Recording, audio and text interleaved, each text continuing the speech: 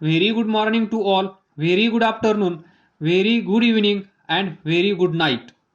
In this lecture, we will discuss energy stored in a magnetic field. तर त्यापूर्वी पहा, इथे अशी कॉईल असेल, या कॉईलमधून करंट I असा फ्लो होत असेल, तर आपल्याला माहित आहे नंबर 1, जर आपण करंट इन्क्रीज केला तर काय होईल? मॅग्नेटिक फील्ड इन्क्रीज होईल, कारण magnetic field is directly proportional to current. जर करंट इन्क्रीज केला तर मॅग्नेटिक फील्ड इन्क्रीज होत असतं, हे आपल्याला माहित आहे. त्यानंतर सेकंड, जर करंट डिक्रीज केला तर मॅग्नेटिक फील्ड डिक्रीज होईल, कारण तेच magnetic field is directly proportional to current. म्हणजे करंट डिक्रीज केला तर मॅग्नेटिक फील्ड डिक्रीज होईल, करंट इन्क्रीज केला तर मॅग्नेटिक फील्ड इन्क्रीज होईल. एवढं लॉजिक तुम्हाला माहित आहे. तर या कॉइलमधून, या लूपमधून करंट I फ्लो होत आहे. काय होईल जर हा करंट इन्क्रीज केला तर? इमॅजिन करा, ही पहिली कंडिशन, फर्स्ट केस, या कॉइलमधून फ्लो होणारा करंट I जर इन्क्रीज केला तर काय होईल तुम्हाला माहित आहे. ज्या वेळेस तुम्हाला इमॅजिन होत नसेल त्यावेळेस तुम्ही straight current carrying conductor imagine करायचा आणि मग हे मॅग्नेटिक फील्ड. जर या कंडक्टर मधून फ्लो होणारा करंट I इन्क्रीज केला तर मॅग्नेटिक फील्ड इन्क्रीज होतं, हे सर्वांना माहित आहे. मग मॅग्नेटिक फील्ड इन्क्रीज होत असेल तर तिथे अवेलेबल असणाऱ्या मॅग्नेटिक फील्ड लाईन्स पण जास्त असतील. मग त्या मॅग्नेटिक फील्ड लाईन्स या एरियामधून पास होतील. पहा, हा एरिया असेल, या मॅग्नेटिक फील्ड लाईन्स इकडे जातील, इकडून येईल, इकडे जाईल, इथून येईल, इकडे जाईल, इथून येईल, इकडे जाईल, इथून येईल, इकडे जाईल. याला आपण काय म्हणतो? Magnetic flux. Total number of magnetic field lines passing through this area A is called as magnetic flux. म्हणजे जर आपण या कॉइल मधून जाणारा करंट इन्क्रीज केला तर मॅग्नेटिक फील्ड इन्क्रीज होत आहे. मॅग्नेटिक फील्ड इन्क्रीज झालं तर तुम्हाला माहित आहे मॅग्नेटिक फ्लक्स इन्क्रीज होतो, हे तुम्हाला माहित आहे. Phi directly proportional to B and B directly proportional to current. From this we can write phi directly proportional to current. म्हणजे करंट इन्क्रीज केला तर मॅग्नेटिक फ्लक्स इन्क्रीज होत आहे. मग मॅग्नेटिक फ्लक्स म्हणजे काय? हा जो लूप आहे, ही जी टर्न आहे, याच्या आतमधून जाणाऱ्या magnetic field lines, magnetic field lines, total number of magnetic field lines, यालाच आपण काय म्हणत असतो? Magnetic flux. फाय म्हणजेच करंट याच्यातून जाणारा इन्क्रीज झाला तर याच्या शेजारी असणारी ही कॉईल, हा लूप, याच्यातून पास होणाऱ्या मॅग्नेटिक फील्ड लाईन्स इन्क्रीज होतील जर करंट इन्क्रीज केला तर. आणि जर करंट डिक्रीज केला तर मॅग्नेटिक फील्ड कमी होईल, डिक्रीज होईल. आणि मॅग्नेटिक फील्ड कमी झालं तर total number of magnetic field lines कमी होतील. आणि total number of magnetic field lines कमी झाल्या तर मॅग्नेटिक फ्लक्स कमी होईल. म्हणजे करंट इन्क्रीज केल्यानंतर मॅग्नेटिक फ्लक्स इन्क्रीज होत आहे, करंट डिक्रीज केल्यानंतर मॅग्नेटिक फ्लक्स डिक्रीज होत आहे. लक्षात ठेवा, मॅग्नेटिक फ्लक्स म्हणजे काय? तर या एरियामधून जाणाऱ्या मॅग्नेटिक फील्ड लाईन्स. तर काय होईल पहा, याच्यातून फ्लो होणारा करंट I तुमच्या समोर आहे, तर हा करंट जर आपण इन्क्रीज केला तर याच्यातून जाणाऱ्या मॅग्नेटिक फील्ड लाईन्स इन्क्रीज होतील आणि मॅग्नेटिक फील्ड लाईन्स जर इन्क्रीज झाल्या तर मॅग्नेटिक फ्लक्स इन्क्रीज होईल. मग इथे चेंज होईल, चेंज इन मॅग्नेटिक फ्लक्स. जेव्हा जेव्हा मॅग्नेटिक फ्लक्स मध्ये चेंज होतो त्या वेळेस तिथे इंड्यूस EMF E तयार होतो. मग हा किती असतो माहित आहे तुम्हाला, second law of Faraday, minus d∅dt. Minus कशामुळे, तर इथे काय होत आहे, करंट इन्क्रीज होत आहे, मॅग्नेटिक फील्ड लाईन्स इन्क्रीज होत आहेत आणि मॅग्नेटिक फील्ड लाईन्स इन्क्रीज झाल्यामुळे मॅग्नेटिक फ्लक्स इन्क्रीज होत आहे. मग हे नको आहे, मग हे नको असण्यासाठी, हे अवॉइड करण्यासाठी, याला अपोज करण्यासाठी याच्या अपोजिट डायरेक्शन मध्ये करंट तयार होईल आणि हा करंट म्हणजेच काय, इंड्यूस करंट I. हा करंट कुठून आला, तर या इंड्यूस EMF E मुळे. Current I is equal to E/R. एवढा करंट तिथे अपोजिट डायरेक्शन मध्ये फ्लो होईल आणि अपोजिट डायरेक्शन मध्ये फ्लो झाल्यामुळे तिथे हा इंड्यूस करंट पण मॅग्नेटिक फील्ड तयार करेल आणि हे मॅग्नेटिक फील्ड याच्या मॅग्नेटिक फील्डला अपोज करेल आणि इथे जे मॅग्नेटिक फील्ड इन्क्रीज होत होतं ते अवॉइड केलं जाईल अकॉर्डिंग टू लेन्झ लॉ. हा निगेटिव्ह इथे काय सांगत आहे, इंड्यूस करंटची डायरेक्शन अपोजिट असेल म्हणजे याच्यानुसार पहा, हा जो करंट आहे मेन करंट त्याची डायरेक्शन अशी आहे, एवढा पोर्शन उजव्या हातामध्ये पकडा, इथे हा करंटची डायरेक्शन म्हणजेच थंब. त्यानंतर ऑब्झर्व करा 4 फिंगर्स आपली काय होत आहेत, आपल्याकडे येत आहेत आणि या साईडला काय होत आहेत पहा, आतमध्ये जात आहेत. तर या करंटसाठी या करंटमुळे इथे मॅग्नेटिक फील्ड कसं आहे, गोइंग इनटू द प्लेन. या साईडला कसं आहे, coming out of the plane. पण हे मॅग्नेटिक फील्ड म्हणजेच मॅग्नेटिक फ्लक्स याच्यामुळे इथे काय होत आहे, इन्क्रीज. मग हे इन्क्रीज होणार मॅग्नेटिक फील्ड आपल्याला नको आहे. हे नको असण्यासाठी, याला अवॉइड करण्यासाठी आपल्याला काय करावं लागेल, नॉट आपल्याला, या चेंज इन मॅग्नेटिक फ्लक्स झाल्यामुळे तिथे इंड्यूस EMF तयार होईल आणि या इंड्यूस EMF मुळे तिथे इंड्यूस करंट येईल, तो असतो E/R आणि तो असेल अपोजिट डायरेक्शन मध्ये. याच्यामुळे पहा, आता याच्यामुळे करंटची डायरेक्शन पहा, इथून इकडे आहे, तर आपल्याला काय करावं लागेल, हा कंडक्टर असा पकडावा लागेल. त्यावेळेस थंब पहा, in the direction of current, induce current ची डायरेक्शन पहा, थंब कोणत्या डायरेक्शन मध्ये आहे, ज्या डायरेक्शन मध्ये इंड्यूस करंट आहे त्या डायरेक्शन मध्ये. त्यानंतर 4 फिंगर्स पहा कुठे आहेत, गोइंग इनटू द प्लेन. कोणत्या साईडला आहेत पहा, या साईडला. म्हणजेच हा करंट इथे दाखवला आहे मी, तो ऍक्च्युअली इथे असेल, याच्या अपोजिट डायरेक्शन मध्ये. या साईडला काय आहे, गोइंग इनटू द प्लेन. पहा, गोइंग इनटू द प्लेन. त्यावेळेस या साईडला पहा, आपल्या साईडला ती 4 फिंगर्स पहा आपल्याकडे येत आहेत, म्हणजेच या साईडला काय होईल, कमिंग आउट ऑफ प्लेन. तर इथे पहा, या करंटमुळे मॅग्नेटिक फील्ड लाईनची डायरेक्शन कशी आहे, गोइंग इनटू द प्लेन. या इंड्यूस करंटमुळे त्याची डायरेक्शन पहा, कमिंग आउट ऑफ प्लेन. म्हणजे याची डायरेक्शन आतमध्ये आहे, याची डायरेक्शन इकडे आहे, म्हणजे एकमेकांना सिम्पली अपोजिट.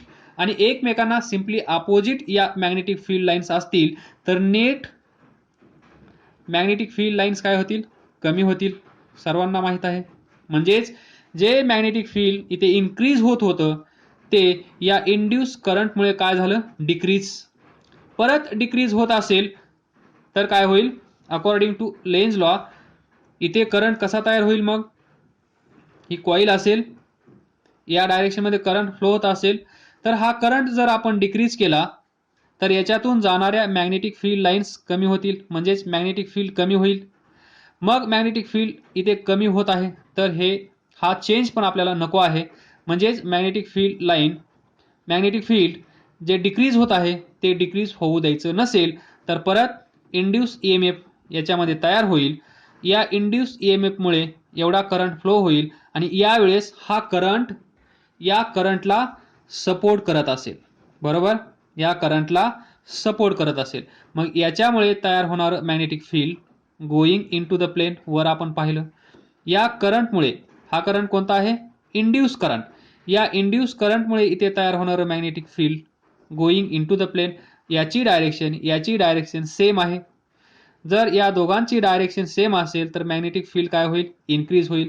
जे डिक्रीज होत होतं ते इन्क्रीज होईल, बरोबर. या केसमध्ये जे इन्क्रीज होत होतं ते डिक्रीज केलं जाईल. म्हणजे इन्क्रीज होत असेल तर डिक्रीज करण्याचं काम हा इंड्यूस करंट करत आहे, आणि जर तिथे डिक्रीज होत असेल तर इन्क्रीज करण्याचं काम हा इंड्यूस करंट करत आहे. त्यालाच आपण म्हणतो सेल्फ इंडक्शन. तर इंडक्टर पहा, हा इंडक्टर इथे पहा, इंडक्टर आपण सर्किटमध्ये असा दाखवतो, रेजिस्टर आपण असा दाखवतो R. इंडक्टर त्याचा इंडक्टन्स L, रेजिस्टर त्याचा रेजिस्टन्स R. हे तर सर्वांना माहीत आहे, हे नवीन आहे, हे पण तुम्हाला वाचून जुनं होऊन जाईल. तर याच्यामध्ये पहा, हे जे इंड्यूस EMF आहे E is equal to minus D phi by dt. तर फाय किती असतं, phi is equal to BA, सर्वांना माहीत आहे, phi is equal to BA. त्यानंतर phi is equal to LI, self induction, हे आपण पाहिलं इथून, this phi is equal to LI, भरपूर वेळा तुमच्यासमोर हे येत आहे. तर इथे phi is equal to LI इथे ठेवा. मग E इज इक्वल टू काय भेटतं पहा, minus D by dt. LI, L कसा असेल, कॉन्स्टंट, तो बाहेर येईल.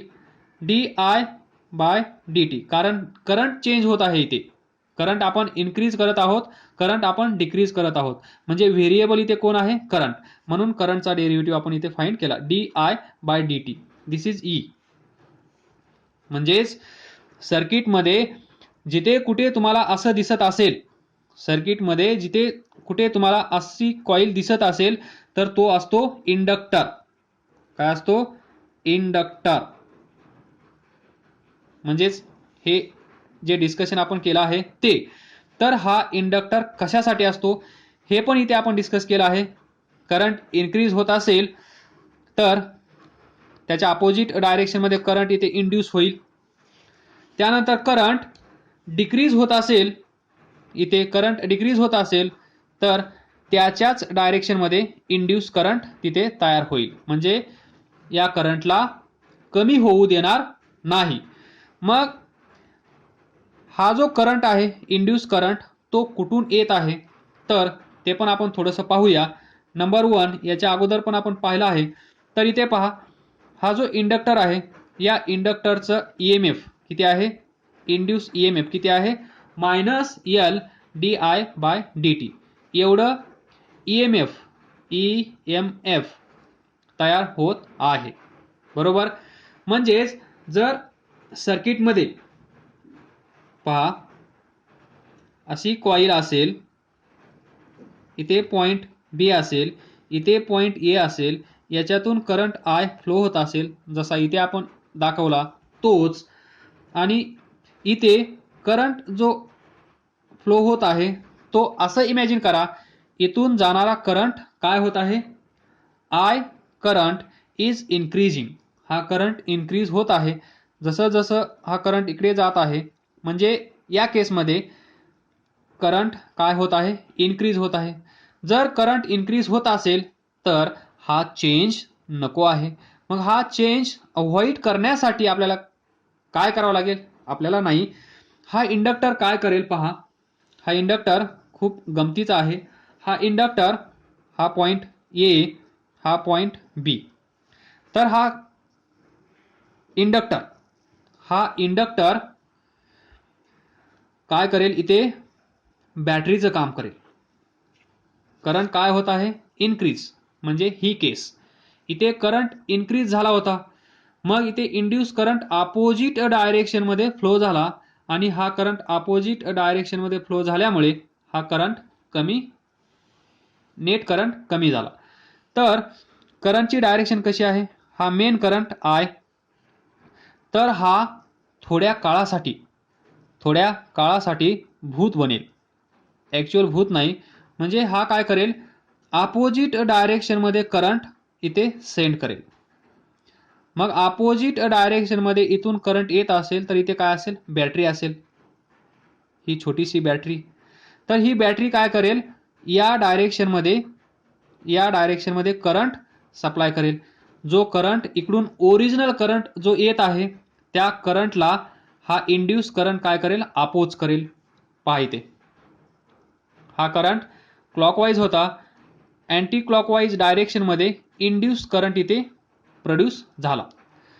त्याचप्रमाणे हा इंडक्टर सर्किटमध्ये काय काम करत असतो? अपोजिट डायरेक्शन मध्ये करंट सेंड करत आहे. या केसमध्ये जेव्हा करंट या सर्किट मधला इन्क्रीज होत आहे त्यावेळेस, म्हणजे थोड्या काळासाठी हा काय करेल? थोड्या वेळासाठी हा इंडक्टर बॅटरीचं काम करेल. मग बॅटरीचं काम काय असतं? करंट सप्लाय करणं, म्हणजे चार्ज सप्लाय करणं, करंट या सर्किटमध्ये फ्लो करणं. तर हा इंडक्टर इथे असा करंट तयार करील, इथे इन्क्रीज होणारा करंट डिक्रीज केला जाईल. म्हणजे हा करंट चांगला जगत होता, तर हा इंडक्टर मधीच आला, अपोजिट डायरेक्शन मध्ये करंट फ्लो होऊ लागला आणि त्याला मारण्याचं काम या इंडक्टरनं केलं. म्हणजे जगणाराला हा इंडक्टर जगू देत नाही.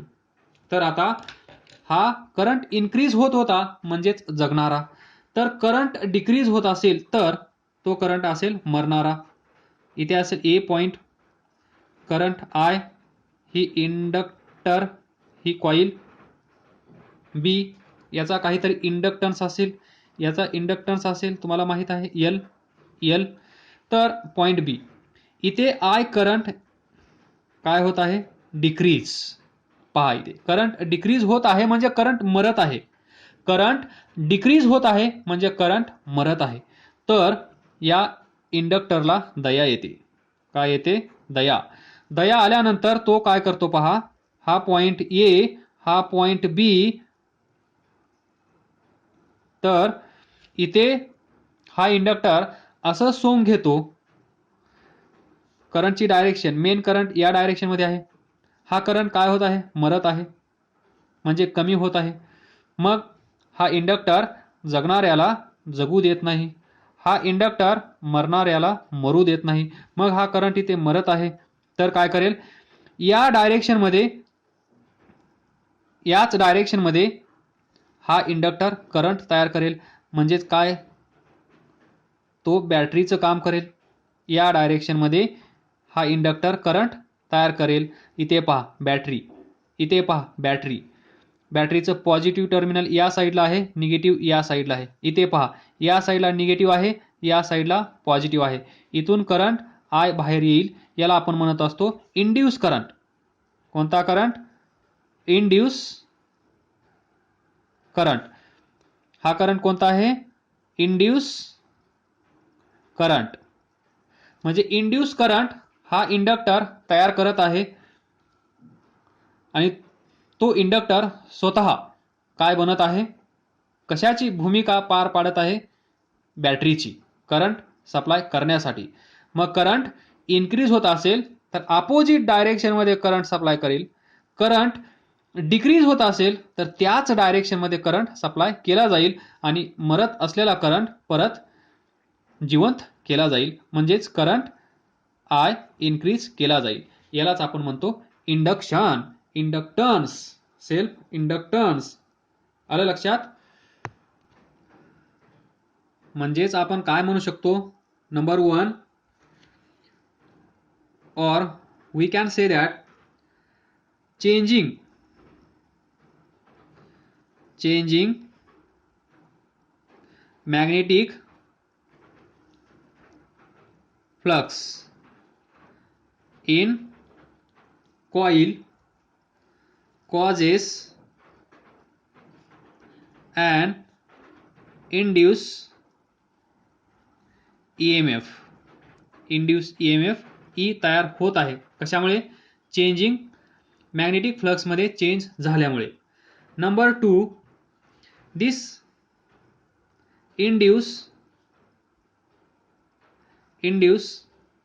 EMF E so produce opposes, आता तुमच्या लक्षात येत असेल, opposes the change. तिथे जो चेंज होत आहे त्या चेंजला हा इंड्यूस EMF काय करत आहे? अपोज. मरणाऱ्याला मरू देत नाही, जगणाऱ्याला जगू देत नाही, तो म्हणजे इंडक्टर. आणि त्याची 1 मिनिट इथे पहा. हा इंडक्टर बॅटरीचं काम करत आहे. मग या बॅटरीची कपॅसिटी, या बॅटरीची काहीतरी ताकद असली पाहिजे की नाही? या बॅटरीची ताकद किती असते? हे EMF मायनस L di/dt एवढं पोटेन्शियल या बॅटरीचं असतं, हे विसरू नका. म्हणजे इंड्यूस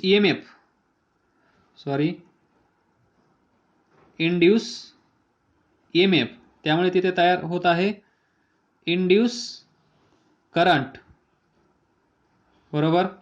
आणि हा इंड्यूस करंट तयार करत आहे मॅग्नेटिक फील्ड. मग हे मॅग्नेटिक फील्ड तयार करण्यासाठी आपल्याला लागेल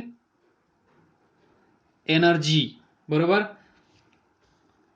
हा जो चेंज होत आहे तो चेंज इंड्यूस EMF याच्यामुळे तयार होत आहे इंड्यूस करंट, आणि या इंड्यूस करंटमुळे तयार होत आहे मॅग्नेटिक फील्ड. आणि हे एक्स्ट्रा मॅग्नेटिक फील्ड जे आपल्याला तयार करावं लागत आहे तो चेंज अवॉइड करण्यासाठी, अपोज करण्यासाठी, त्याच्यासाठी आपल्याला लागेल एनर्जी. आणि त्यालाच आपण म्हणतो energy stored in a magnetic field. Energy stored in magnetic field हे समजावून सांगण्यासाठी आपल्याला एवढं डिस्कशन करावं लागलं. तर ही जी एनर्जी आहे ती कधी कधी हीटच्या स्वरूपात तुम्हाला पाहायला भेटते. रेजिस्टन्समध्ये तुम्ही पाहत असाल, सर्किटमध्ये रेजिस्टन्स असेल तर तिथे हीट तयार होत असते. इथे पण असंच काही तुम्हाला पाहायला भेटेल. म्हणजे इथे जो चेंज होत आहे, हे अपोज जो होत आहे तो अपोज करण्यासाठी आपल्याला काहीतरी काम करावं लागेल. काम करण्यासाठी एनर्जीची आवश्यकता आहे. मग ही एनर्जी म्हणजेच energy stored in magnetic field. ते आता आपण पाहूया. एकदम सिंपल आहे. हे पण आपण पाहिलेलं आहे इलेक्ट्रोस्टॅटिक्समध्ये. कपॅसिटरमध्ये एनर्जी E किती स्टोअर केली जात होते? 12CV². इक्वेशन नंबर 1 याला विसरू नका. Where Q is equal to CV. येते लक्षात? यालाच आपण म्हणतो कपॅसिटरमध्ये, हा पॅरलल प्लेट कपॅसिटर, याच्यामध्ये एनर्जी स्टोअर केली जाते. ती एनर्जी म्हणजेच 12CV². Where C is capacitance of this capacitor, V is potential of this capacitor. हे तुम्ही तिथे व्यवस्थित पाहिलं असेल अशी आशा करतो. वेअर चार्ज, याच्यामध्ये जो चार्ज स्टोअर केला जाईल तो चार्ज किती असतो? C into V. याच्या अक्रॉस असलेलं पोटेन्शियल डिफरन्स V, आणि या कपॅसिटरचा कपॅसिटन्स C, या दोघांचा प्रोडक्ट म्हणजेच इथे स्टोअर केला जाणारा चार्ज क्यू, याला विसरू नका. हे कॅपॅसिटरमध्ये आपण पाहिलं आहे. त्याचप्रमाणे इथे आपण आज पाहूया मॅग्नेटिक फील्डमध्ये एनर्जी स्टोअर केली जाते, तर ती एनर्जी किती असते हे या अगोदर पण आपण डिस्कस केलं आहे. इथे थोडंसं रिवाइज करूया. तुम्हाला माहित आहे, सर्व माहित आहे. काय काय माहित आहे?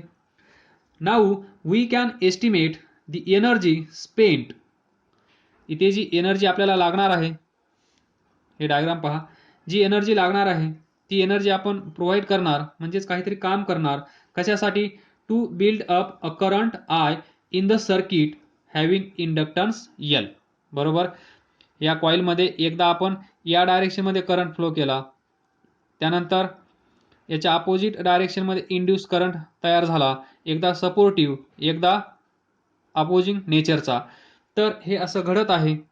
हे घडण्यासाठी, हे करण्यासाठी आपल्याला एनर्जीची आवश्यकता आहे, आणि ती एनर्जी आपण किती आहे ते पाहूया. आपल्याला माहित आहे induce EMF E is equal to minus L D I by D T. बरोबर. हा इंडक्टर बॅटरीचं काम करतो, मग या बॅटरीचं पोटेन्शियल किती असतं? Minus L D I by D T. This potential E of this battery, inductance या इंडक्टरचा किती असतो? एल. हे तुम्हाला सर्व माहीत झालं आहे. नाऊ हे सर्व करत असताना इथे एनर्जी आपण खर्च करत आहोत, एनर्जी खर्च करत आहोत, याचा अर्थ तुम्हाला असा काढता येईल का? आपण काहीतरी काम करत आहोत. बरोबर. काहीतरी काम करत आहोतच ना, त्याचमुळे तिथे एनर्जी आपल्याला लागत आहे. तर so we can write the work done in moving a charge dq against this EMF is, ते असेल छोटासा चार्ज, छोटंसं work done dw is equal to minus EMF E charge dq. तर हा फॉर्म्युला तुम्हाला माहित असेल, W is equal to Q V, charge dq V EMF. तर E इज इक्वल टू काय आहे? Minus L D I by D T. So minus L D I by D T हा D Q.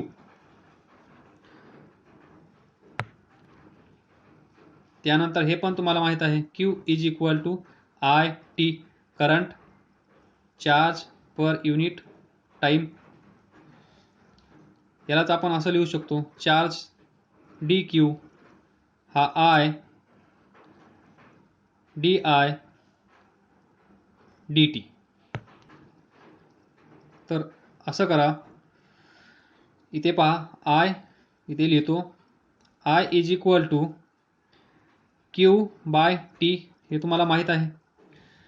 From this I is equal to D Q by D T असं आपण लिहू शकतो. तर इथे पहा, D Q by D T, D Q by D T, D Q by D T इथे available आहे. मग याच्या जागेवर आपण करंट आय इथे पुट करू शकतो. So D W is equal to minus minus plus, हा एल ॲज इट इज, हा D I D Q by D T, याच्या जागेवर आपण काय लिहू शकतो? आय. तर यालाच असं लिहा, एल आय डी आय. हे झालं छोटंसं work done. Total work done find करण्यासाठी काय करावं लागेल? To find total work done, integrating सुरुवातीला 0, फायनल W. या साईडला सुरुवातीला इथे पहा, व्हॅरी काय होत आहे? करंट. बरोबर. सुरुवातीला करंट 0, त्यानंतर एवढा current, steady current, constant current. तर एल इथे बाहेर घेतो, कॉन्स्टंट, आय डी आय हा एल इंटिग्रेशन काढू शकता, एक्स डी एक्स काय असेल x square by 2, x square by 2 sorry I square by 2, upper limit I lower limit 0. तर आता अपर लिमिट ठेवा, काय येईल L I square divided by 2 minus lower limit 0. तर काय भेटलं आपल्याला L I square divided by 2. This is total work done. तर व्यवस्थित पहा, this work done half L I square आणि वर्क डन म्हणजेच energy stored in magnetic field. So UB is equal to half LI square, where L is inductance. हे लक्षात ठेवा, हे खूप महत्त्वाचं असतं प्रॉब्लेम सोडवण्यासाठी. Inductance L current, steady current तिथून फ्लो होणारा तो तुम्हाला माहीत आहे, तो दिला असेल. हाफ हे कशाच्या बरोबर आहे, इलेक्ट्रोस्टॅटिकमध्ये आपण पाहिलं energy stored in capacitor UE is equal to half CV square. पहा half CV square half LI square. Similar लक्षात ठेवण्यासाठी, सेम लक्षात ठेवण्यासाठी. This is the energy stored UB in magnetic field and is analogous to energy stored UV in the electric field in capacitor. Electric field, capacitor, electrostatic या चॅप्टरमध्ये. तर इथे आपण थांबूया. काय समजलं नसेल तर विचारा, अभ्यास करत राहा, पुढे जात राहा. All the best. Thank you.